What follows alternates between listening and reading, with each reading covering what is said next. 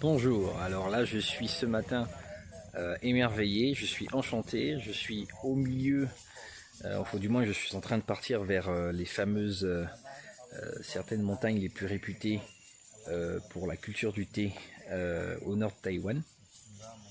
Donc là je suis dans une très très belle région, notamment nous avons des thés dits organiques donc qui poussent, alors c'est vrai qu'ils sont organisés de cette façon, mais en fait ils poussent naturellement, sans pesticides, avec de l'eau propre qui vient d'une réserve. Donc je vais vous montrer tout à l'heure hein, à quoi ça ressemble. Dans cette région magnifique, nous avons du thé là qui pousse tout comme ça, organique. Alors il faut savoir que le thé c'est comme le vin. En fait, sa qualité est très dépendante du terroir et très dépendante de l'orientation même des pentes sur lesquelles il va pousser par rapport à la lumière.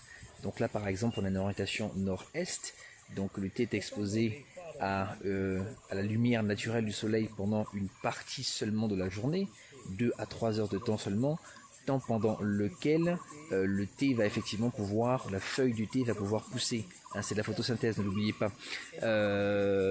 Et donc, mais 2 à 3 heures seulement, vous allez avoir une feuille de thé qui est toute petite en comparaison avec une orientation nord-ouest où la luminosité est plus importante plus longtemps pendant la journée. Donc ce qui se passe dans ce genre de luminosité, c'est qu'effectivement la feuille du thé va être plus grande, plus large.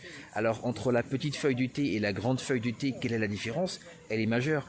La petite feuille de thé qui pousse très lentement, très doucement, est plus épaisse et donc va contenir beaucoup plus de nutriments que la grande feuille de thé qui va pousser de façon un peu plus sauvage, mais qui va être plus grande, mais qui va-t-elle, nous dit le local, nous dit l'expert, moins riche en nutriments que la petite feuille de thé.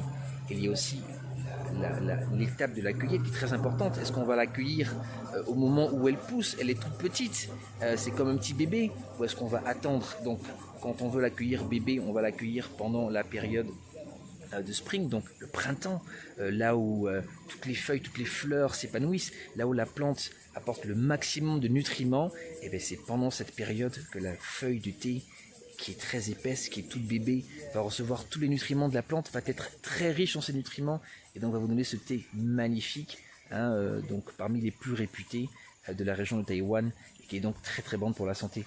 Si vous voulez un thé qui est plus fort, qui est plus corsé, vous allez attendre, qui est plus fruité, vous allez attendre la période de l'été, la deuxième récolte, où là vous avez une plante, une feuille qui est beaucoup plus large, qui est moins riche en nutriments, je veux dire pour la santé, mais qui est plus fruité et qui donc a très très bon goût et qui souvent est utilisé pour faire le fameux thé noir. Voilà un tout petit aperçu.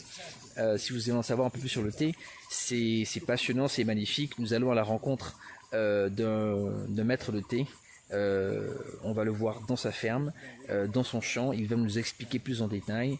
Je vous dis à tout à l'heure. Alors là, je vous présente une tige de thé qui vient d'être cueillie de cet arbre-là, qui est ici. Alors, quand on fait la récolte en fait de thé, je vais vous montrer un truc qui est hyper précis. Donc voilà une feuille de thé qui est déjà bien développée, hein, qui est déjà, je veux dire, presque adulte. Vous avez là la deuxième tige, hein, que je vous montre ici, celle-là, hein, qui est donc la deuxième plus âgée. Là vous avez la troisième tige ici, qui est en haut, hein, qui est la troisième plus âgée. Vous avez la plus jeune, hein, donc la plus jeune voilà, qui est tout en haut, qu'on voit bien là ici comme ça, au milieu donc de l'écran. Alors quand on fait la récolte de thé, les spécialistes vont cueillir uniquement les 3 feuilles qui sont en haut, qui sont les plus jeunes, qui sont les plus riches en nutriments, qui donneront le meilleur goût. Hein, donc c'est une cueillette manuelle qui se fait. Lorsqu'elle se fait à la machine, malheureusement, celle-ci peut partir aussi, et elle sera de moindre qualité que celles qui sont au-dessus. Donc les thés les plus réputés du monde, notamment le thé, donc l'Oriental Beauty, qui a été donné par la reine Elisabeth quand elle l'a goûté, venait en réalité de ces tiges-là, hein, qui sont les plus jeunes, qui sont en haut, et qui est aujourd'hui, qui est une spécialité taïwanaise qui date depuis de 400 ans. Il faut savoir que le fameux thé blanc, hein, donc qui est excellentissime pour la santé, qui est un thé très cher, en vérité provient de cette feuille-là. Hein. C'est la plus jeune, qui est cueillie à une période très spécifique de l'année, bien évidemment pendant le printemps, donc comme je l'expliquais tout à l'heure, et non pas pendant l'été, pour avoir... c'est un bébé, elle est frêle, elle est très riche, elle est excellente pour la santé, et nous disent les locaux, elle prévient, elle guérit les cancers. Je vous en dirai plus, à tout à l'heure.